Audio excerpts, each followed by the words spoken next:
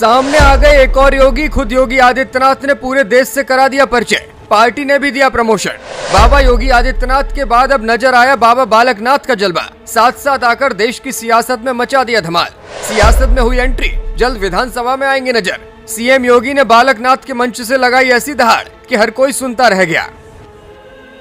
दोस्तों, देश में पीएम मोदी के बाद किसी राजनेता का जलवा सबसे ज्यादा भौकाल काटता है तो वो योगी आदित्यनाथ का है। एक तरफ सारे नेता और दूसरी तरफ सिर्फ योगी का नाम। योगी अक्सर सब पर भारी पड़ते नजर आते हैं। लोग भी कहते हैं कि एक योगी ही सब पर भारी है। लेकिन आप ये जानकर आज चौंक जाएंगे कि भाजपा में एक और योगी की शानदार एंट्री हो गई है। न केवल एंट्री हुई है बल्कि पार्टी ने विधानसभा में भेजकर अहम जिम्मेदारी सौंपने की तैयारी भी कर ली है।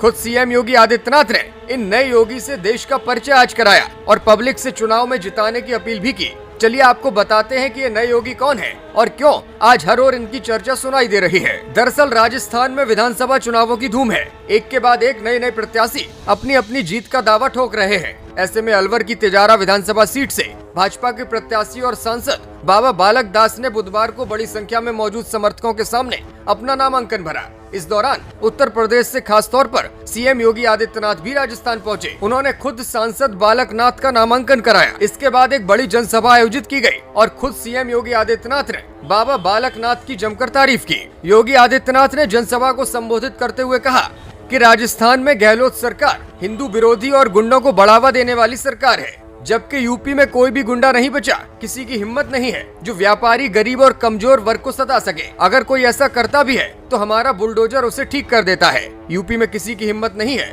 जो किसी बहन बेटी को टेढ़ी नजर से देख सके। उन्होंने कांग्रेस की तुष्टीकरण की नीति पर जमकर हमला करते हुए उदयपुर के कन्हैया लाल केस की याद दिलाई और चुटकी लेते हुए कहा कि अगर ये केस उत्तर प्रदेश में होता तो फिर क्या परिणाम हो सकता था, ये सब जानते हैं। योगी आदित्यनाथ ने एक और दहाड़ भरी तो फिर सांसद बालकनाथ भी जमकर गरजे। बालकनाथ ने कहा कि राजगढ़ में 300 साल पुराना शिव मंदिर तोड़कर सरकार ने घोर अपराध किया है और इसका परिणाम अब सरकार को भुगतना होगा। उन्होंने दावा किया कि उत्तर प्रदेश की ही तरह अब राजस्थान में भी भाजपा का माहौल बन चुका है और बीजेपी का कमल इस बार वो जरूर खिला कर रहेंगे। आपको बता दें कि सांसद बालकनाथ पिछले लोकसभा चुनावों में अपनी बेहतरीन जीत के बाद चर्चाओं में आए थे। वो नाथ संप्रदाय से ही जुड़े हुए हैं और योगी आदित्यनाथ जिस मठ के प्रमुख के तौर पर काम करते हैं वो उसके उपाध्यक्ष भी हैं। यानी कि योगी आदित्यनाथ के साथ उनकी दोस्ती अभी की नहीं बल्कि बरसों पुरानी है।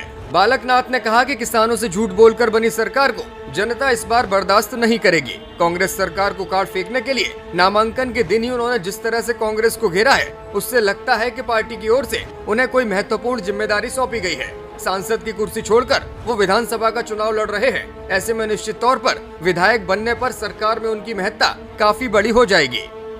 ब्यूरो रिपोर्ट, मीडिया हलचल।